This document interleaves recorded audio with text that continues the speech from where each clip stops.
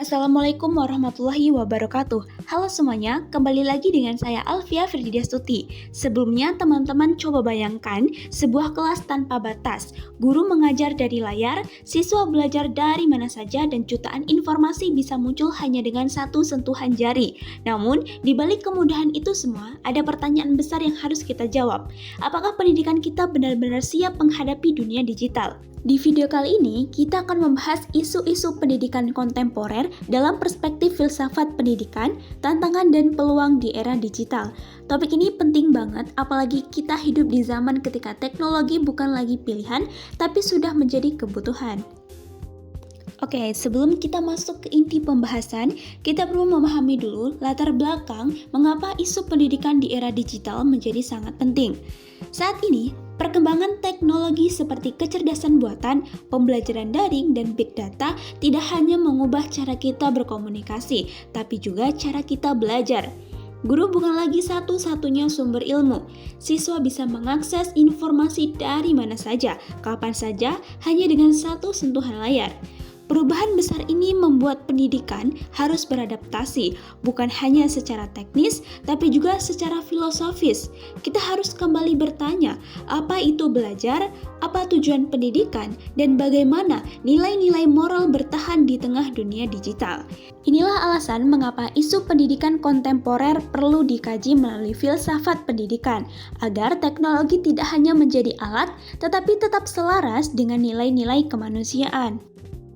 Berdasarkan latar belakang yang telah diuraikan di atas, maka rumusan masalah dalam pembahasan ini adalah sebagai berikut. Yang pertama, bagaimana filsafat pendidikan menganalisis isu-isu pendidikan kontemporer yang muncul di era digital? Apa saja tantangan filosofis dan dilema etika yang paling krusial yang ditimbulkan oleh era digital terhadap konsep-konsep inti pendidikan? Dan yang terakhir yaitu bagaimana peluang transformatif digital dapat dioptimalkan melalui perumusan kerangka filosofis yang adaptif dan beretika untuk masa depan pendidikan. Adapun tujuan dari pembahasan ini adalah yang pertama, menganalisis isu-isu pendidikan kontemporer dari perspektif filsafat pendidikan, mengevaluasi secara kritis tantangan filosofis dan etika yang dihadapi pendidikan di era digital. Dan yang terakhir, mengidentifikasi peluang transformatif dan mengusulkan solusi filosofis untuk perancangan masa depan pendidikan yang adaptif dan beretika. Pertama, mari kita lihat apa saja isu-isu utama yang muncul pada era digital saat ini. Yang pertama yaitu pergeseran otoritas pengetahuan. Dulu guru adalah sumber utama ilmu. Kini, siswa dapat mengakses informasi global secara instan, sehingga guru berubah menjadi fasilitator dan kurator pengetahuan. Ini membuat pendidikan lebih fleksibel, tapi juga memunculkan dilema nih. Apakah informasi digital bisa dipercaya? Bagaimana memastikan supaya siswa tidak sekadar tahu, tapi benar-benar paham? Yang kedua yaitu transformasi cara belajar. Pembelajaran bergeser dari teacher-centered ke student-centered. Kurikulum juga menekankan keterampilan abad ke-21, berpikir kritis, kolaborasi, kreativitas, dan literasi digital.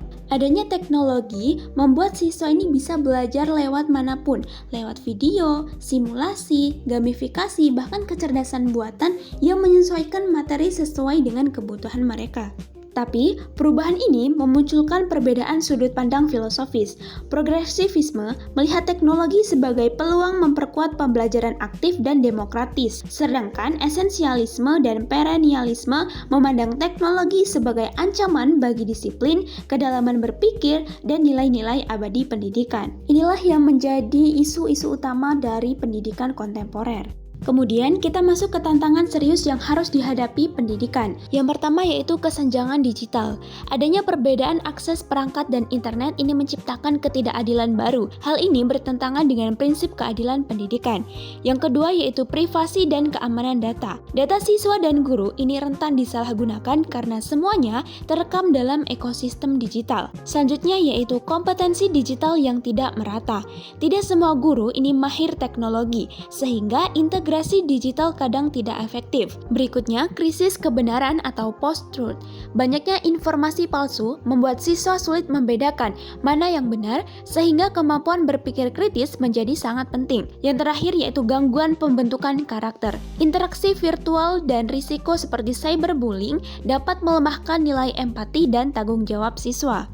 Tapi jangan salah teman-teman, era digital ini bukan hanya tantangan, ada peluang besar yang tidak boleh kita lewatkan juga. Yang pertama yaitu pembelajaran yang lebih personal. Teknologi dan AI ini memungkinkan materi dan kecepatan belajar disesuaikan dengan kebutuhan tiap siswa, sejalan dengan nilai humanisme yang menghargai keunikan individu. Yang kedua yaitu akses ilmu yang lebih merata. Pembelajaran digital membuka kesempatan belajar bagi semua, termasuk daerah terpencil, sehingga pendidikan menjadi lebih inklusif dan adil. Yang ketiga yaitu inovasi metode pembelajaran. Pembelajaran berbasis proyek, gamifikasi, dan media interaktif membuat belajar jauh lebih menyenangkan sehingga bisa meningkatkan motivasi siswa.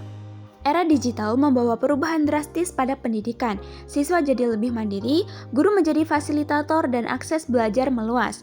Namun, tantangan besar muncul terkait kesenjangan digital, kebenaran informasi, etika, dan pembentukan karakter. Untuk itu, diperlukan landasan filosofis baru agar inovasi tetap selaras dengan nilai-nilai kemanusiaan.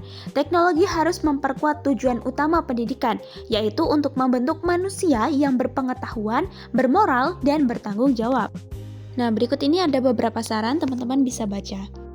Baik, itu saja yang bisa saya sampaikan. Terima kasih atas perhatian Anda dalam menyimak video ini. Sampai jumpa di video selanjutnya. Wassalamualaikum warahmatullahi wabarakatuh.